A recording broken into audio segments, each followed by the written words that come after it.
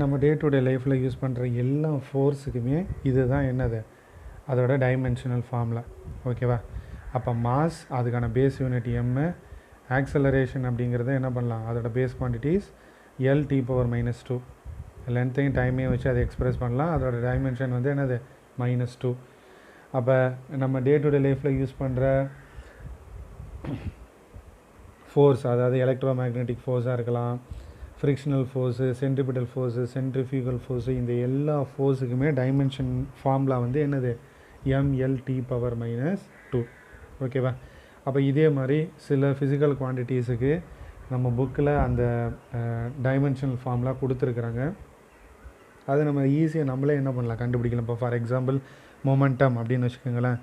அப்போ momentum is equal to என்னது, mass into velocity. அப்போ மாஸை வந்து அதோட பேஸ் குவான்டிட்டி வந்து என்னது, எம்மு, அதுதான் பேஸ் குவான்டிட்டியே. ஸோ அதை எம்முங்கிற இதில் ரெப்ரசன்ட் பண்ணலாம். விங்கிறது என்னது, L(T⁻²). அப்போ மொமெண்டமோட டைமென்ஷனல் ஃபார்முலா வந்து என்னது, mL(T⁻²). ஓகேவா? அப்போ இதே மாதிரி எனர்ஜி அப்படின்னு எடுத்துக்கிட்டிங்க அப்படின்னா, ஃபார் எக்ஸாம்பிள் பொட்டென்ஷியல் எனர்ஜி அப்படின்னா அது என்னது, mgh.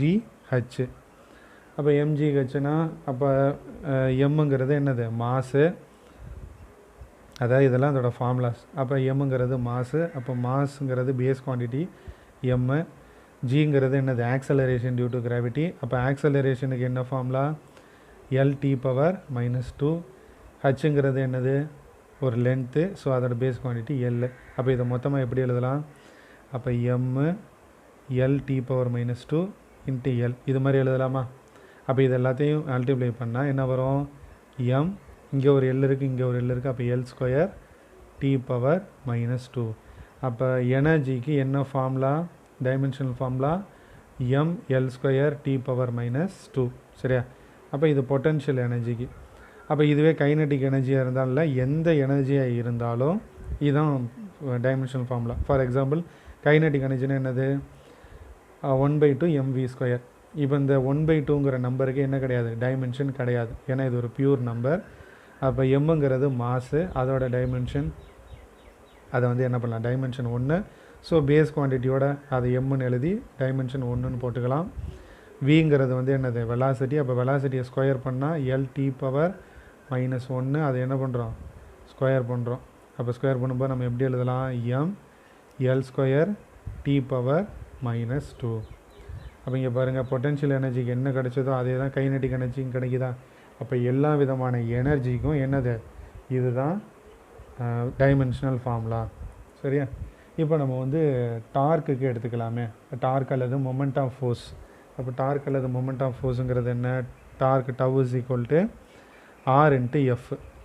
ஓகேவா? இது நம்ம பின்னாடி தான் படிக்க போகிறோம். டார்க் அப்படிங்கிறது 10th கூட நம்ம ஓரளவு படிச்சிருப்போம். டார்க் அப்படிங்கிறது நம்ம படிச்சிருக்கோம், படிச்சிருக்கோம்.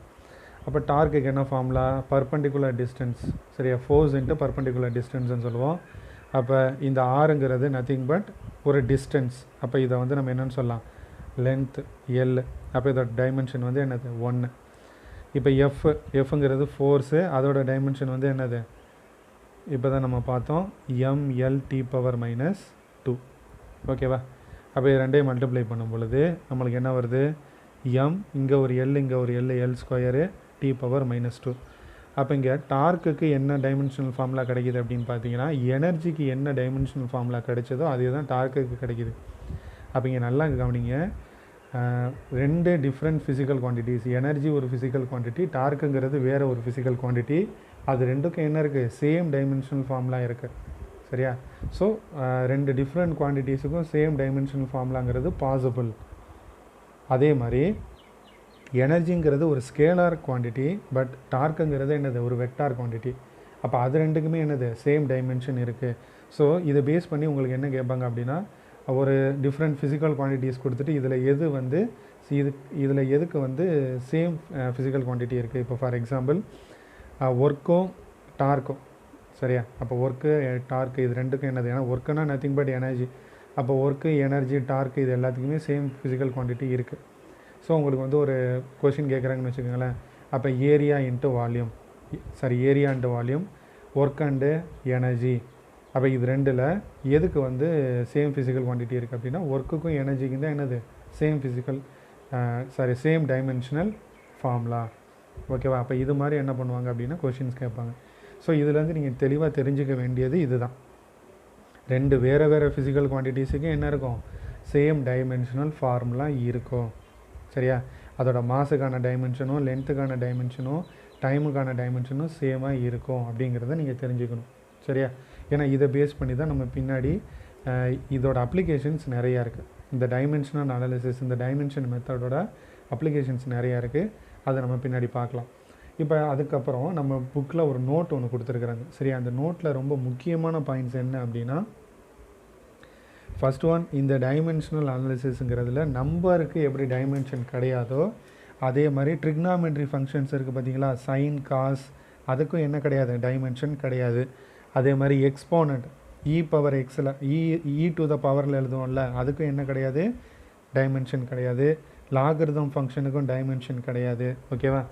அப்போ இதெல்லாம் நீங்கள் எடுக்கிற அந்த ஃபிசிக்கல் குவான்டிட்டியில் இதெல்லாம் இன்வால்வ் ஆச்சு அப்படின்னா, சைனோ காசோ அதில் வந்துச்சு அப்படின்னா அதுக்கெல்லாம் என்ன கிடையாது? டைமென்ஷன்ஸ் கிடையாது. ஸோ அந்த இடத்துல ஒரு நம்பர் இருக்கிற மாதிரி நினச்சிக்கிட்டு நீங்கள் என்ன பண்ணிக்கலாம்? அதை விட்டுட்டு போயிடலாம். ஓகேவா? அதுக்கப்புறம் அந்த டைமென்ஷன்னா என்னங்கிறத நான் ஓரளவு சொல்லிட்டேன் உங்களுக்கு. சரியா? ஸோ அதை ஒரு டைம் நீங்கள் அந்த நோட் அதை மட்டும் ஒரு டைம் கோ த்ரூ பண்ணிக்கோங்க. சரியா? இப்போ அடுத்து நம்ம என்ன பண்ணலாம் அப்படின்னா, இந்த டைமென்ஷனல் அனாலிசிஸை யூஸ் பண்ணி நம்ம என்னெல்லாம் பண்ண முடியும் அப்படிங்கிறத பார்க்கலாம். ஓகேவா? தேங்க்யூப்பா. Thank you so much.